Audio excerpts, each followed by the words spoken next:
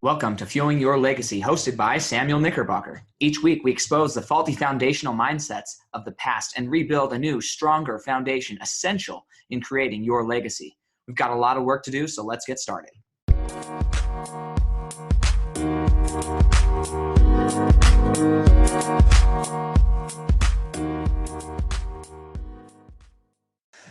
Welcome back, and we have on our podcast today a fantastic podcaster. I'm grateful that I was able to meet her and be directed in her direction. But her name is Kris Talynn, and she runs a podcast. It's a She Strong podcast.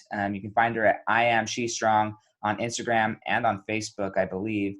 And I have been doing a podcast for about a month and a half now. And it's obviously you're on it, Fueling Your Legacy. Well, my brother was been listening to my episodes and said, man, you really need to talk to Kris. I was like, okay, who's Kris? Well, he directed me to her podcast. I was listening to some of her past episodes, and it fit perfectly into what we want to talk about this week, which is honesty and integrity and how they work together and why they're essential in building a legacy. So I'm excited to have Kris on here. Thank you, Kris, for being willing to take the time out of your busy week to be a guest on Fueling Your Legacy. Thanks for having me. I'm excited to be here. Thank you. Awesome. So just a quick background of kind of who you are, maybe a little bit of your personal story and why you chose to create this podcast that you're currently doing. Yeah, thanks. So yeah, like you said, I know your brother. I used to work with him in the corporate setting. I worked in corporate almost my entire career, and I recently left in March to start my entrepreneurial journey. So I founded a podcast called She Strong. It's at shestrong.me.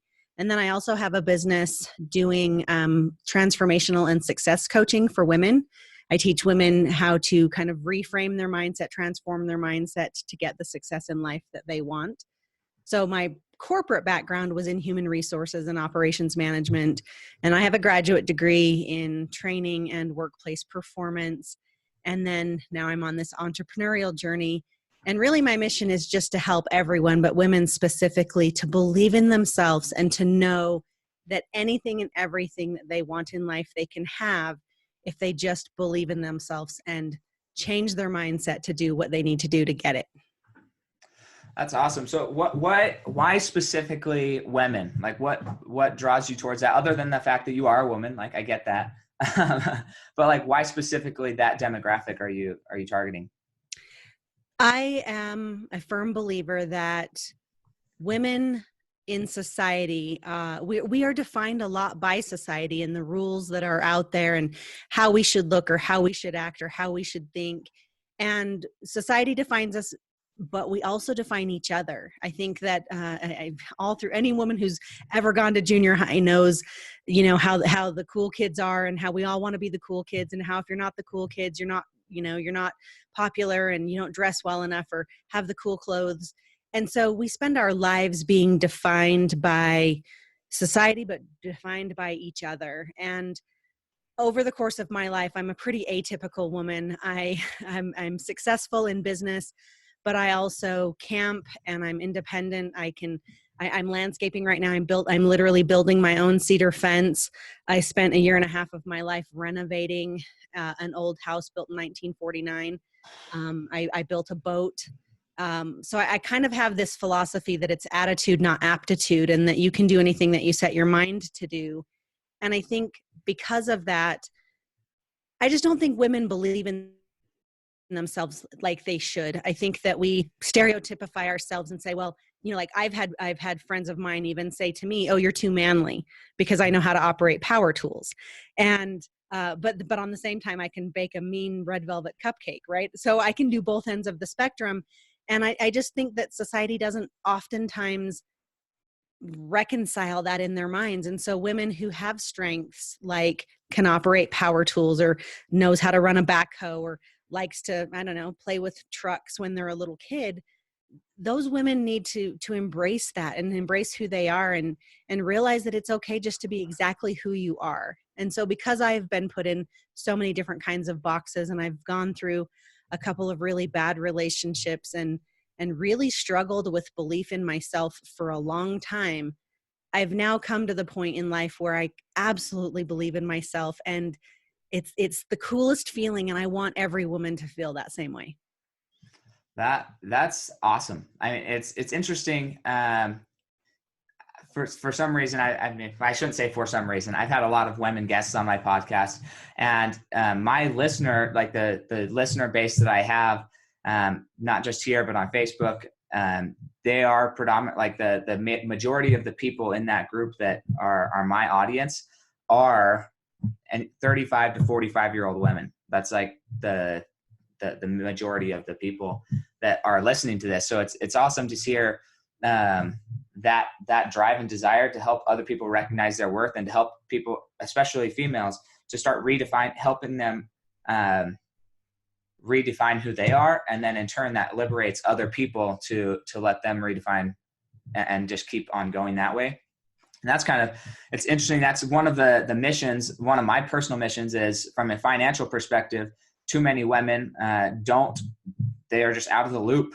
They're left out of the loop in our society when it comes to money. And for some reason, I don't know why, I think it's just society, but a lot of financial decisions are just deferred to the male in the relationship, or the more dominant spouse there. And can be damaging if that spouse is ever going to die, or divorce happens, whatever happens. It leaves the less dominant spouse without any knowledge of where they were at, where they're going, how to get where they need to go.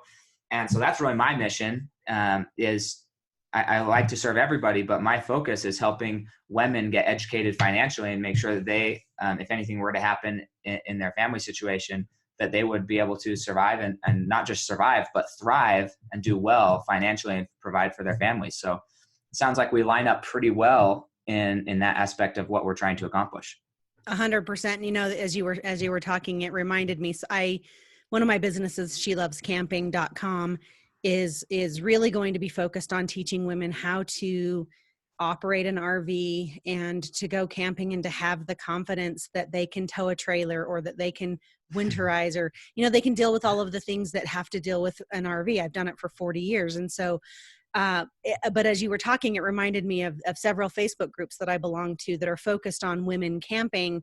And it is shocking how many women are single travelers because they've either gone through a divorce or their spouse has died. And there are post after post in these groups of these women who say, I'm now divorced, or I've now lost my spouse, and I have no idea how to do this. We've camped for years, but he always took care of it. And they feel so lost. And so your mission and mine then are both to help women, married, dating, or otherwise, right? They don't have to be single, but just to know that they are empowered and strong. And that's exactly what She Strong stands for, is see herself empowered and strong. And that's exactly yours from the financial aspect, and mine from the mindset and believing in themselves mindset. And the success coaching piece is just, our audience needs to understand that they are beautiful, capable, empowered, and strong women who can make decisions for themselves within a partnership or otherwise. Absolutely. Something that I work with a lot of different people, but it's, I work with single people and I work with married people. And so many single people, the conversation is, well, I'll wait till I get married. And this happens on both sides of the aisle, men and women. They would just want to wait to get financially secure, wait to get financially set until they get married and they can make decisions or whatever jazz. But I often just have to explain to them, look, if you had a choice of who you're going to marry, who you're going to be in a relationship with, let's say you're already married, would you rather marry somebody or be in a relationship with somebody who is competent and able to support themselves and understands what's going on, or somebody who's relying on you 100%? And that can kind of jog people's mind a little bit and think, oh, well, actually, I would rather marry somebody who's already financially secure, somebody who's already emotionally secure, somebody who doesn't need me for their happiness. And then it's just a simple question of, okay, well, if that's what you want, then I think that you should become that person for whoever you want to marry. Right? For sure. Why not be that person? Exactly. Yeah. Be that person. And then you can find somebody who who also is that person, you guys can have a great relationship. But especially in marriage or just a relationship, it's very difficult to have a relationship with somebody who isn't fully independent themselves and like relies on you for everything. It's really difficult to have a relationship there because you can't satisfy somebody else's needs and your needs all the time. Correct. I 100% agree. Yeah, that's awesome. So what would you say your greatest success is so far in your life? I would have to say there are so many, and that sounds really weird to say, but the greatest success, when I finished graduate school in 2012, I thought, that's it. That's my greatest success. And then I built a career, went on to continue building a career. And I thought, that's my greatest success. And then I built a boat 4 years ago. I bought an old pontoon boat and renovated it. And I thought, that's my greatest success.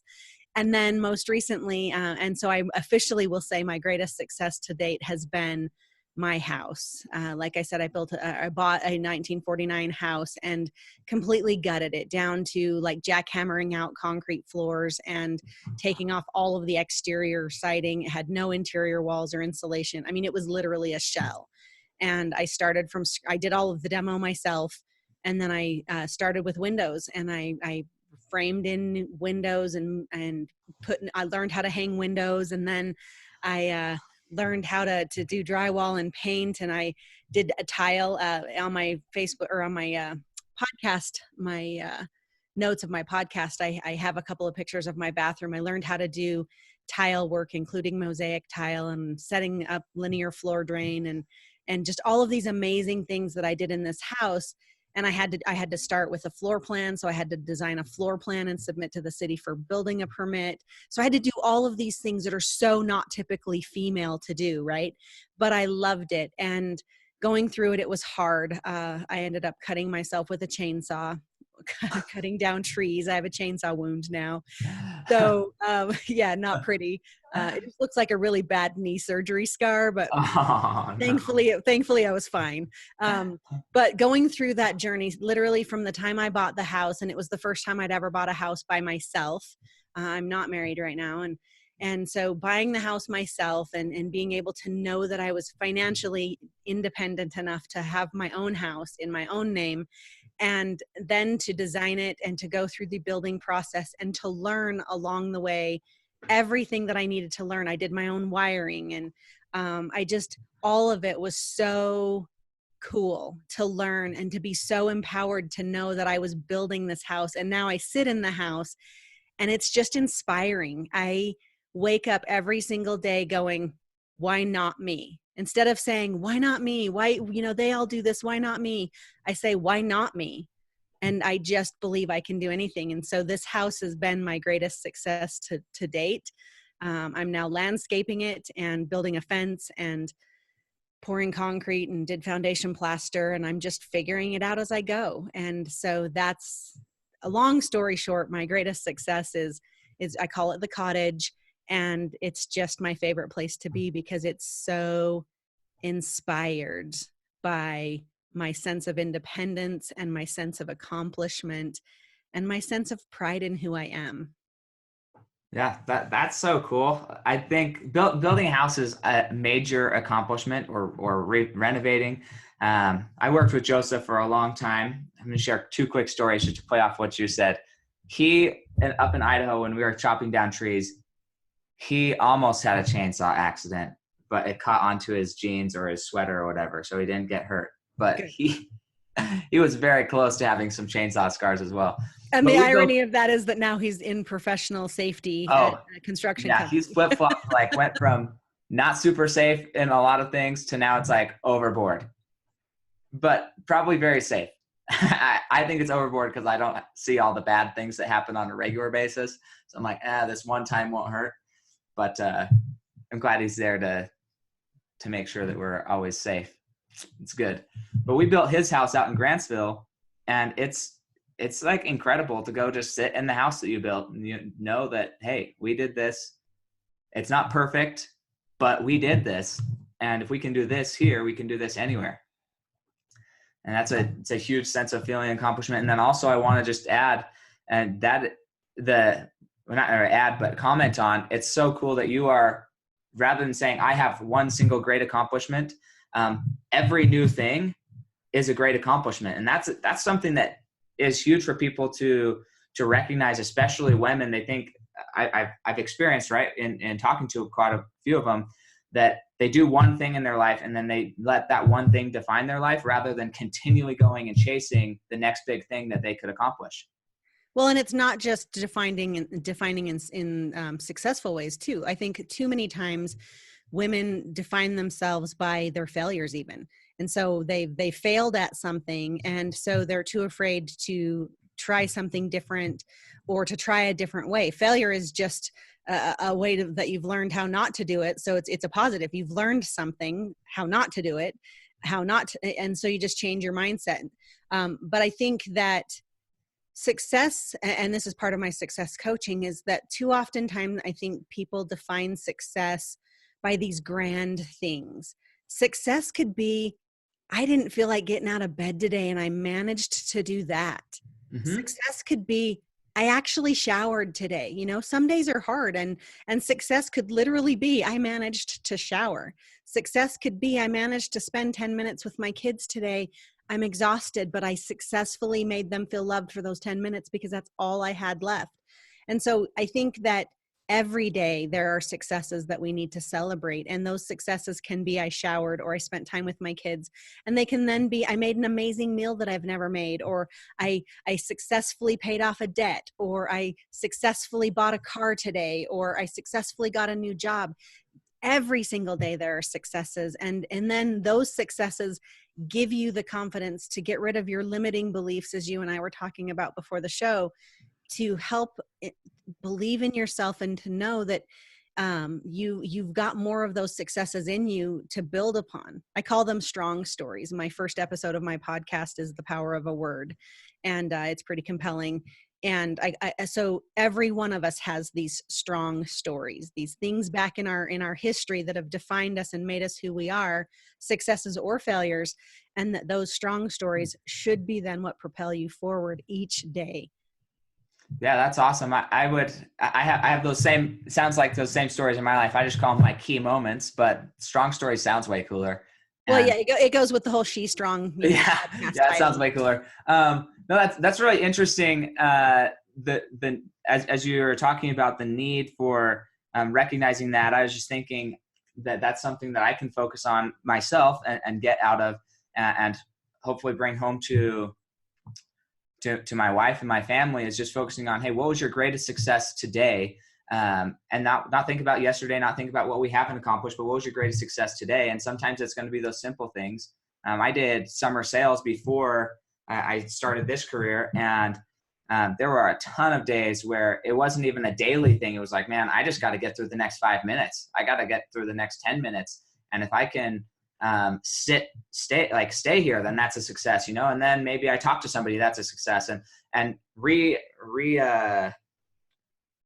reframing what success is so important on a often basis in connection with your overall purpose and goal. Say, hey, what was successful on my way to this goal? And recognizing that even a failure or a perceived failure is a success. Learning something that is not learning what not to do is just as valuable as learning what to do. Absolutely. And there's a science, I don't know if you've ever heard of it. It's called neuroplasticity. Mm-hmm. My favorite. Yes, I love it. Oh my gosh. So for those that don't know, it's pretty much a science that has been proven that your brain rewires itself. And so you hear a lot of talk about power of positive thinking, and it sounds like all foo-foo and kind of theory and, you know, all of that. But what science is proving is that as you age, your brain is still growing, your brain is still rewiring. And so if you have a negative thought, and then you have another negative thought, and then another one, and then another one, what happens eventually is that your brain connects all of those negative thoughts together, and in essence goes from, you know, one strand of a thought for that first initial one. That one strand becomes a bigger strand, and then it becomes a rope, and then it becomes a cable, and it becomes or like highways, right? It becomes a footpath, and then it becomes a road, and then it becomes a super highway. And so if you have negative thoughts, your brain continually feeds those negative thoughts, and those negative thoughts and beliefs about yourself get bigger. But if you choose, and it's a choice, 100% a choice, if you choose to think differently and to celebrate those small successes, you then have a positive. So even today, if every single one of us listening to this can find one success today, one positive thing that happened today, that positive thought connects in our brain back to some previous positive thought, and it creates a connection. And then tomorrow, if you do it, that connection gets stronger. The third day, months from now, that connection for positivity and success becomes a super highway. And you've now rewired your brain to think more positively. And the negative thoughts, your brain actually dissolves those connections because they're not being used anymore. And so you're rewiring your brain to the positive. It's brilliant science. Yeah, no, it's my favorite. I actually I didn't study finance. I studied neuropsychology. And that is like my number one favorite thing that I learned, just because it changes everything. Like, so many people think that they have it's called fixed or growth. And if you talk to somebody else, but they think they're stuck where they're at, and that they can't move. And so then they continue to live this life. I think this is a perfect segue into kind of the topic of the day of honesty. How, from your perspective, how important is it? Because we know this is possible. You and I, we know this is possible, that we can change. But how important is personal and internal honesty and integrity? How crucial is it to actually making that change, actually start beginning the process of rewiring? I think honesty is the core of everything. And it's honesty, starting with honesty with yourself. And it's hard sometimes to be honest with yourself when you are worried about letting yourself down, or you're worried about disappointing someone else, or you're worried about what other people might think, or you're worried about failure. It's hard to be honest and look at the brutal truth within yourself. But that's where it all starts, is to really sit down with yourself and say, who am I? And answer that question honestly. And sometimes those answers aren't pretty, right? You might say, I am a good person. Well, that's fine. But then expand on that and really dig deep on who you are. And, well, I'm a person who kind of arrives late sometimes because I just can't seem to get there on time. Or I'm a person who sometimes says mean things, even without ill intent. They're just mean.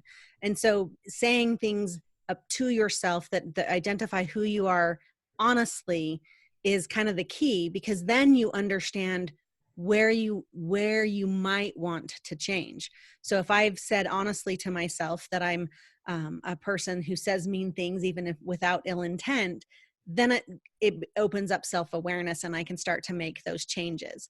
And in the business sense, or in the finance sense, honesty obviously comes down to knowing who I am, and honestly, it's kind of like dieting. Budget is a diet word, right? Nobody likes the word budget. Nobody likes the word diet. But if you're thinking about budget and you're honestly identifying who you are, and you say, this is me honestly saying, I hate the word budget. I hate the word money, honestly. You and I need to talk personal finances, because, I just hate the topic. But because I honestly recognize that I hate the topic, it tells me that that's an area that I need to focus on and to shore up in my life and to become better at in order to be successful. And so honesty is at the heart of everything. Yeah, I would agree completely. It's interesting.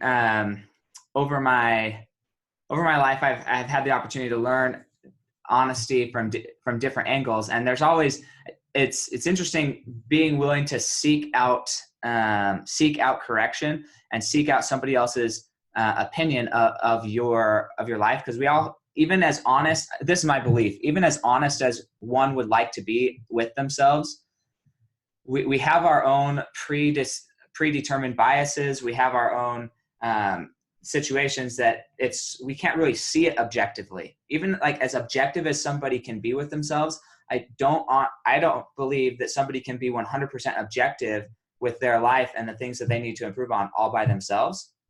I would agree. Just because we're stuck inside of ourselves too much. And so I recognized this over the weekend. my podcast, I've been asking for feedback from people, and my dad, love him. And it's like, hey, Sam, I've got some feedback for you. So we sat down. Now I had asked for this feedback. I wanted this feedback.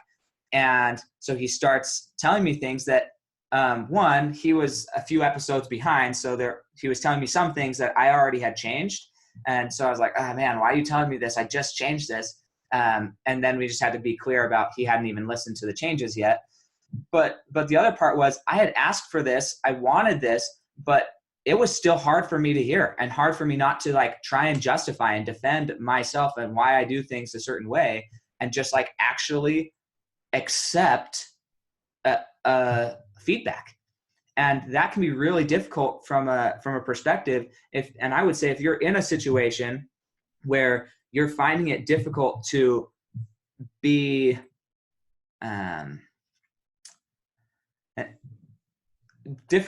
honest with yourself, then asking for that feedback from somebody that you love and trust is essential, so that they can at least coach you through it. But you have to be in a state where you're ready to hear it, and that you actually can and internalize what they're saying and decide maybe one or two things out of that assessment. What can I work on today? What can I improve on today? But that's all part of, there's a difference between honesty and integrity, where honesty, you can be truthful, but integrity is more of the ethical aspect of being truthful and internalizing it in yourself. Agreed. And the thing is, I would offer that listeners could, when they're soliciting feedback, and feedback is the absolute most important thing, because to your point, we view ourselves through our own lenses. So when you're soliciting that feedback, if you approach it from just that, I'm interested in your feedback, and you frame it to where you could even say, I'm interested in your feedback. Can you give me 3 or 4 things that I've done well in this situation? And then 3 or 4 things that you see that I could improve upon. Then you're framing it constructively, certainly, so that the other party understands that you really are open to the feedback and that you're willing to accept what they have to say. But then you're also focused on the positives or the successes, as well as then the things that you need to improve upon. And it kind of helps to soften the sting some, because it's often hard to hear and you want to shoot the messenger. And I talk in my episode about honesty, about not shooting the messenger, because sometimes it's hard to hear. But if you as a person can be vulnerable and willing to filter through what they're saying and not become defensive, there's a lot to be learned about soliciting somebody else's honest feedback. Yeah, and it's just the struggle of making sure that you're willing to hear it. That's something that I view myself as somebody always wanting to change and willing to change and striving to change. But because of my lenses, the things that I look at myself as, then it's hard even to receive the feedback. But I've trained myself over many years to learn to process through that and say, okay, this is what I need to do.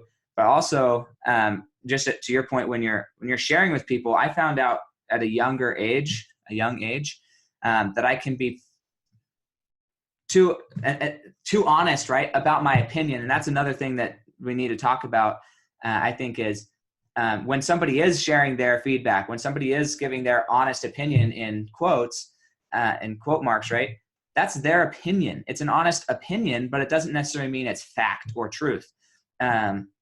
And too many people, if you will take that opinion and think, well, he said this, so this is true. And I would caution against that. Just recognize, hey, this is an honest opinion. It deserves scrutiny. It deserves looking into. It deserves application or consideration at the very least. But it doesn't mean that is the truth. That's that person's opinion of the truth. And recognize it for what it is, rather than saying, oh, well, this person said that. He was being honest with me, so that's the truth. That's the facts. It may or may not be. And that's something that's helped me a lot. But when I'm receiving information, is okay, that's one man's opinion. But also when I'm giving feedback, and this is what you brought up, it's important to, when people come and ask me for feedback, I've learned to just ask them, hey, how much do you want? I've got a lot of opinions in my head. I've got a lot of stuff in my head, but how much information do you want me to share with you right now? That way they're able to gauge what they're able to handle in that moment. Well, and I 100% agree. And if you, when you're giving feedback, recognize that it is your opinion. And so they may view things differently than you do. If you recognize it's your opinion, and then you are tactful and you are kind and you are respectful and you yourself are vulnerable when you're giving that feedback to somebody, it comes across less likely that it'll be taken harshly by the other person. And even start it with, hey, this is my opinion, take it for what it's worth. We've heard that phrase before. But when you offer feedback from a position of love and respect and generosity, it's oftentimes better received. And so then when you take that, I say all the time to people, you're not the boss of me. And I say, you are the boss of you. And so to your point, when you get feedback and when you're going through life and trying to be honest, you own every single response you ever have to anything. No one is the boss of you. You choose to feel guilty. You choose to feel angry. You choose to be happy. So if somebody says something to you and you don't like it, you've chosen not, you can choose how to react to that. So if they give you feedback and it's their quote unquote honest opinion, and you bow your back at that, you have a choice on how to respond. You can say graciously, thank you for your opinion, recognizing it's their opinion. You can get defensive, you can get angry, you can get hurt, but it's your choice, right? It's all your choice. And so being honest is a choice, and how you say it is a choice. And then how you receive that honesty back is also a choice. Yeah, completely agree. So with that, I think it goes, I want to jump over just a little bit into integrity and kind of flesh that out a little bit. But I believe that there's two premises that I operate my life on. And I'd like to see how you believe these or understand them to be working in your life. But one is that to really be honest with myself, I have to know myself, right? I have to be willing to identify my identity. And a lot of people have just lost their identity, or they have never known who they are. They're unwilling to spend time with themselves. It's uncomfortable because then they would actually have to find out who they are and actually start examining themselves. So have to identify who you want to be and what you want, how you want to show up. And I think intrinsically people have a high level of that. And they already are, when they're going out and doing things in life, they have a little voice inside themselves that, and I think it's different for everybody. It's not like a right and wrong voice, but it's, hey, this is your identity as an individual. And then when they start doing things that are out of integrity with, out of alignment with their identity, then they know that they're lying to themselves. And so then when somebody who's giving honest feedback or maybe even unwarranted feedback comes and starts saying things or giving counsel to these people, they already are aware of these injustices with themselves. And then they get even more offended by other people because they're already out of integrity with themselves. And so how would you suggest somebody get into greater integrity with themselves, regardless of what anybody else thinks? I think the first step is to spend time with yourself. Too many people don't spend enough time by themselves figuring out what they really want or who they really want to be. The women on the show have probably seen at some point that show Runaway Bride with Julia Roberts. Have you seen that show? Yes, I have. At the very end, she's engaged how many times, runs away from the altar how many times. Sorry, spoiler alert if you've not seen the show. At the end, Richard Gere asks the Julia Roberts character what kind of eggs she likes. And she has no idea, because with every person that she's with, she adopts, I like scrambled with this person and I like over easy with this person. And she has no idea how she likes her eggs cooked. And so she finds out by the end of the show, by doing some introspection, by spending some time alone, that she likes her eggs, how I think it was Eggs Benedict at the end of the show. I can't remember exactly. Mm-hmm. But I think that too many of us are so busy with life and with keeping up with the Joneses and with trying to be who we think everybody else wants us to be, that we forget to take time to figure out who we are and how we like our eggs, so to speak. And so that's my biggest advice. I actually, I'll tell a quick story. I was camping a couple weeks ago and we were playing this game around the campfire, and we were just asking questions. And so one person would ask a question and then the other people around the fire would have to answer. And my question, as it came to me, my question was, what is your biggest regret? And one of the folks whose daughter lives away, he said, my biggest regret is I regret not spending as much time with my daughter. And, there were various other things. I regret not doing this, or I regret not doing that in my life. And when it came to me, my answer was so simple. I just said, I regret not knowing me earlier. I regret that the younger versions of me isn't like me now. Because right now I know who I am. I know what I want. I know what life is about for me. I know what's important. And I feel so empowered and strong right now. And I think, man, I turned 50 in January. And I think, man, if I would have felt like this when I was 20, can you imagine all of those things that I could have accomplished? And I think it's not too late to sit down with yourself and to accept who you are and to figure out what you believe in and to be honest in that respect and solicit that feedback, because the sooner you can figure out who you are, the better every single decision that you make, the more integrous you'll be able to be, because you'll be true to who you are and that inner guidance system that you talk about, Sam. Sure. So question then, because your audience obviously is specifically female. Mine is like probably 38% female. In this time of life where they're going from, for my audience specifically, I don't know exactly your age group, but mine is like 35 to 45 years old. That's like the majority of the people listening are females in that range. They're moms. They're busy with children going to and from. They're basically, a lot of them, they've gotten rid of their previous identities and taken on the identity of mother, and they are doing all these things for their family. But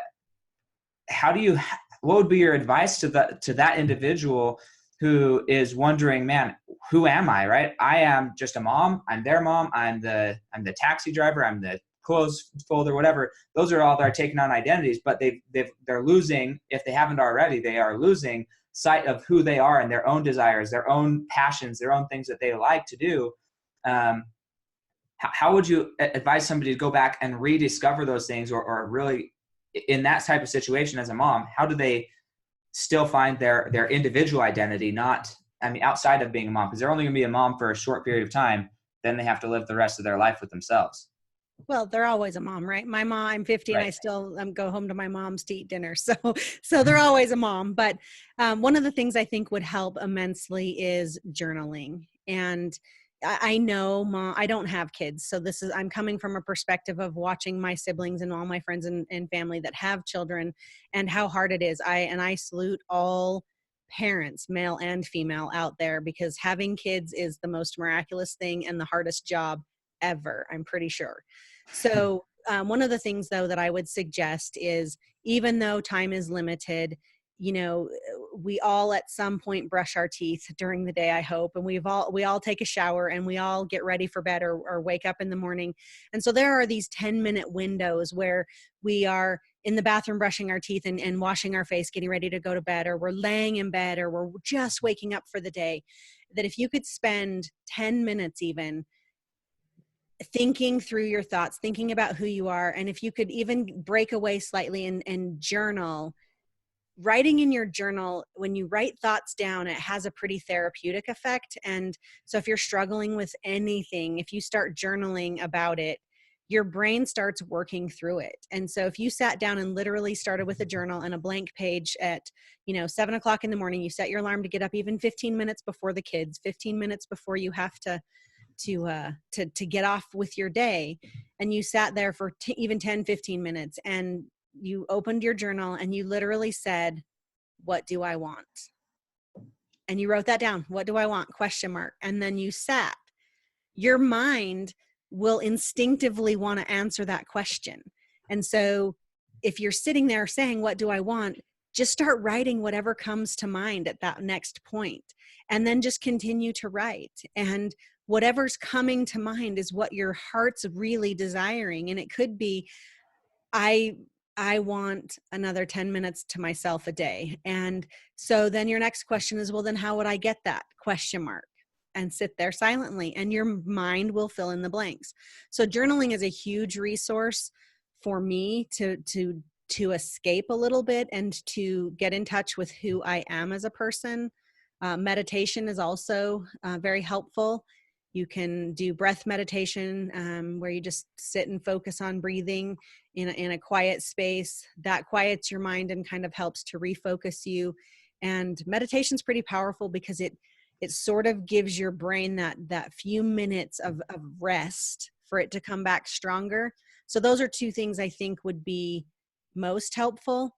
But then secondly, I would even ask whether it's in a journal or not. Just stand in front of the mirror, brushing your teeth even, look at the mirror and say, who am I? And answer that question. And I'm sure with motherhood, it comes with, I am a mom. Well, who else are you? I am a woman. I'm an artist. I'm a bowler. I like to eat cheese, whatever those answers are. Right. That's awesome. I think I'm going to adopt that practice, because I think that's just it's a good thing to really identify. I think, especially as an entrepreneur, for me, if somebody asks who's Sam right now, I will tell them I'm a father, I'm a husband, but I'm also like an entrepreneur. I'm somebody who's always out trying to help people better their lives. But so much of who I am is caught up in my goals, rather than stepping back and saying, okay, well, what are other things about me? Well, I love board games. It's like something that I just love doing. I could play board games for hours and hours and hours on end. And that's something that is part of me, of who I am. I love taking pictures of flowers. It's just like little things like that I need to be more consciously aware of who I am and what things I like to do. Well, and you'll see that when you become aware of those kinds of things, a couple of things in my mind happen. First of all, there becomes a level of self-acceptance and not only self-awareness, but I think self-acceptance is more important, because as you just said, you like to play board games and you like to take pictures of flowers. Well, no offense, but taking pictures of flowers isn't necessarily a dude thing to do, right? But for you to be comfortable in saying that out loud and to identify with that is hugely strong and powerful, because you're saying, I don't care if it's a guy thing to do or a girl thing to do or a right thing to do or a wrong thing to do. It's who I am. And when you own who you are, there is not one thing in the world more powerful than that, because you are the boss of you.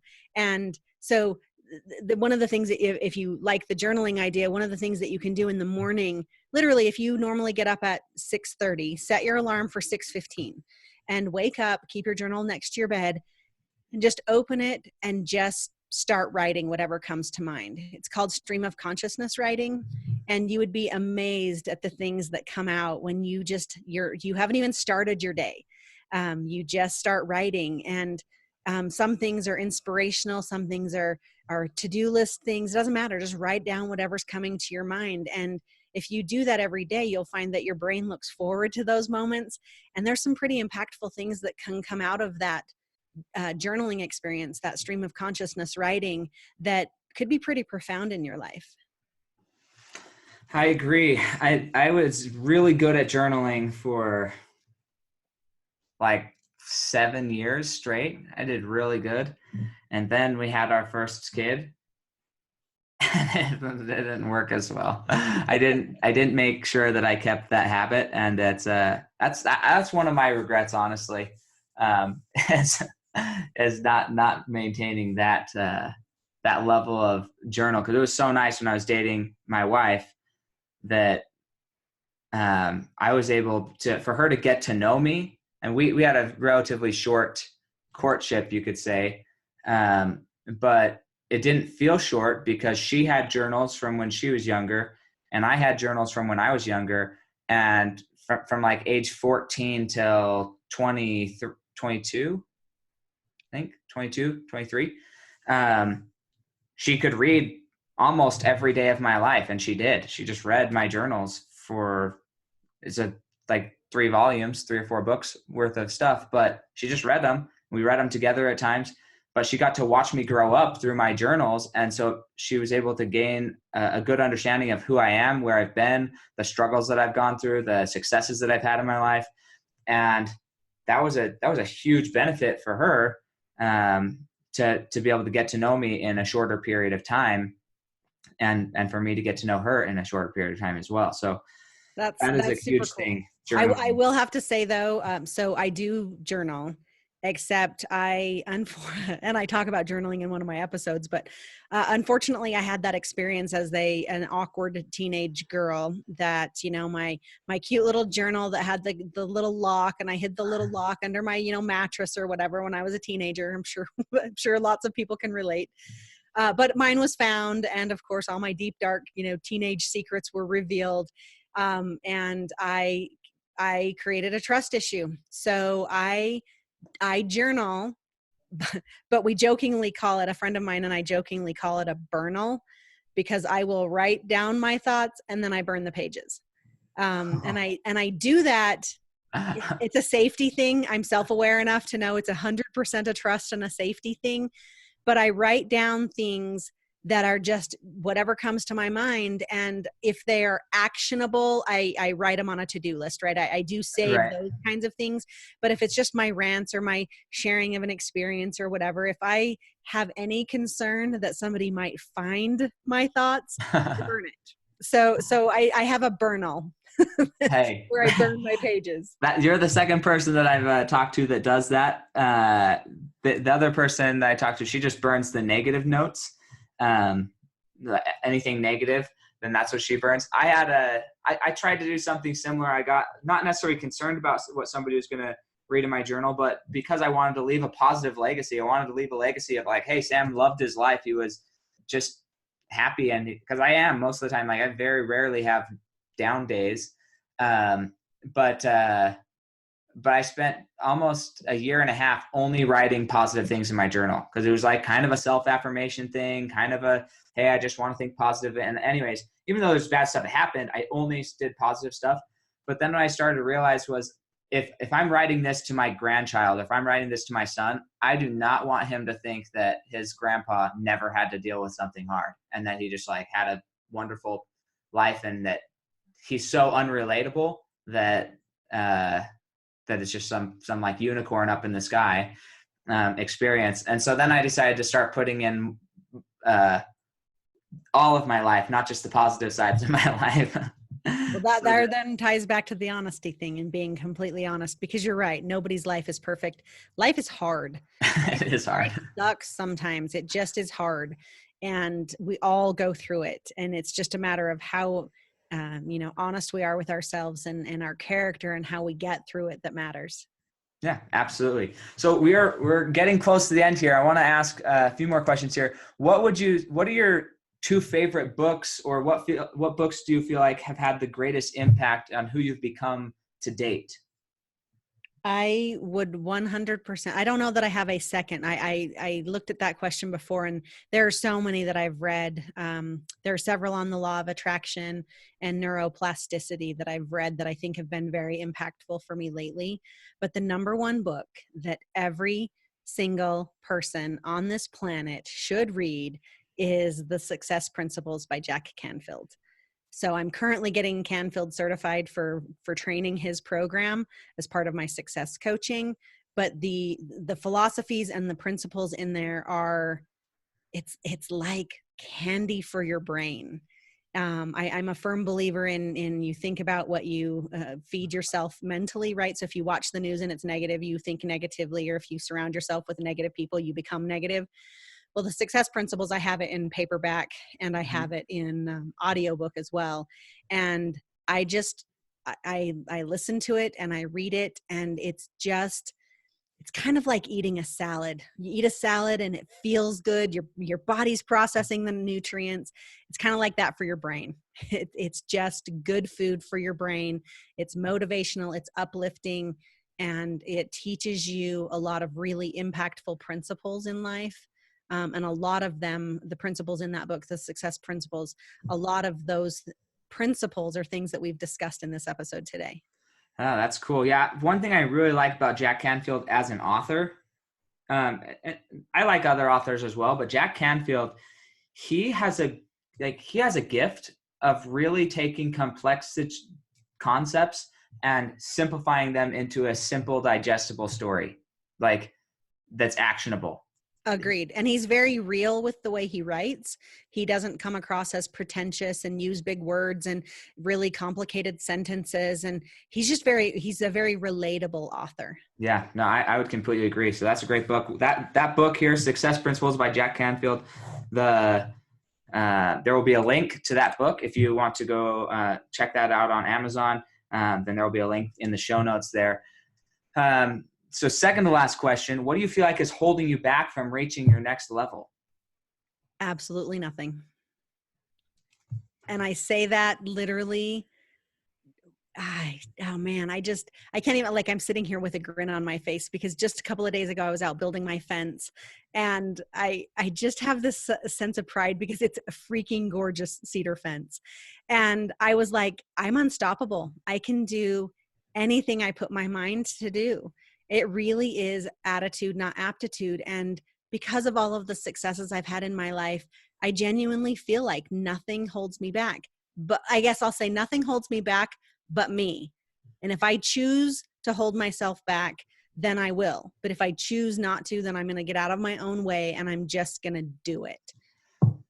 So do you think that, one of my brothers is kind of like this as well, where he appears like, sometimes he can just be kind of drifting, but whenever he gets his mind set on a goal, he goes for it and he doesn't like look back. But do you think that it's maybe less of you holding you back and more of just you don't know what your next big goal would be, what your next step would be, and so that kind of holds you back, lack of clarity? Or do you know exactly where you're going in the future? No, I think that most people, I think a lot of people don't exactly know where they're going in the future. I've spent a lot of time in the Success Principles book has helped me, going through this Train the Trainer program with Jack Canfield has helped redefine my focus. But I now know exactly where I'm supposed to go. What I don't know is exactly how it's going to manifest, right? Mm-hmm. I know, for example, metaphorically, I know I'm going to go to San Diego, but I may not know exactly right now which route I'm going to take, but I know where I'm headed. And so that's kind of how I feel. I don't feel like there's anything holding me back because I feel like the possibilities are limitless, but I feel like I'm always open to whatever door opens next. And sometimes those doors, I don't know, today it's Thursday, so I don't know what door is going to open on Tuesday next week. Right. I didn't know about you until a couple days ago, right? When we were talking. And so sometimes life presents itself with opportunities and you just have to be willing to take those opportunities or to step through those doors or to take those chances. But if you get to the point where you think nothing is holding me back, it really does open the world of possibilities. Nothing's holding me back so I can make a new recipe for dinner. Nothing's holding me back so I can take my kids to a different park today to play. Nothing's holding me back so that I can save an extra $10 instead of going to the fast food store. If you believe nothing's holding you back, there really isn't anything holding you back. It's just your choice then. Right. No, that's awesome. And then my final question for you, my final question is, what do you want to be remembered as? So let's say you have no kids. So let's say your nieces and nephews, great grand nieces and nephews, when they look back and say, man, Kris was this, what do you want that to be? What do you want to be remembered as? What do you want your legacy to be? I would love to be, and this comes 100% from this point in my life. I probably would have answered differently previous points in my life. But I think now, if I were to fast forward to my funeral and people were talking at my funeral about me, I would want to be remembered as helping people believe in themselves And I guess I would want to be remembered as someone who believed in herself and who died trying, who died wanting to make a difference, and who felt like every day she was capable of living the best life possible. That's awesome. Yeah, it's interesting. I've asked this question to quite a few people now, and so far nobody's said anything too selfish. They all are thinking, hey, what example could be of my life? Well, Right? I think the part of the reason people do that is because helping others or having a purpose is why you want to get up in the morning and to live. You don't, I mean, sure, I could say I want to die and I want to leave $12 million to my dog and to cancer research. And, I want to have a park in my name and build a building in my name and all of these vain things. And those may be ultimately true, but they're not true in my case. I don't care about, leaving 12 million to my dog, but I think that people in general want to know they've made a difference, that their life was worth having lived. And I have a saying that I have that says the key to life is to live your life for you, because at the end of the day, you're the only one left standing. And it doesn't mean that you die alone, but it means that at the end of the day, your life has been yours to live and that you're the one responsible to have lived it. And so if you embrace that concept and know that at the end of your day, when you are laying on your deathbed, it was your life to have lived, it's your responsibility to live it. That's what I would like to be remembered for, is that I took responsibility for living my life and I did it the best way that I knew how, and that I tried to make a difference. That's incredible. That's awesome. I hope that everybody just re-listens to that last minute and a half over and over and over and over again and thinks, how can I, what am I going to do in my life? How am I going to live my life? Because it's so important. It's going to manifest so many different things in different people's lives, because we all have a different goal. But I love the legacy, and I'm on board in supporting you, help you achieve your legacy. So really quick, if you can just share, where do people find you? Where do you hang out the most on social media? And what's the best way to get in contact with you if they wanted to take part in your coaching? Yeah. So the best way to get a hold of me is shestrong.me. So www.shestrong.me. My podcast is there. I have information on coaching there. You can get a hold of me email-wise there. I do have a Facebook page. It's I Am She Strong. So you can look that up on Facebook. I'm not super active yet on social media, quite honestly. I know I need to be, but so I Am She Strong is my handle on social media for Instagram and Twitter and for Facebook. But shestrong.me is the best way. Through email. You can get a hold of me and then we can chat.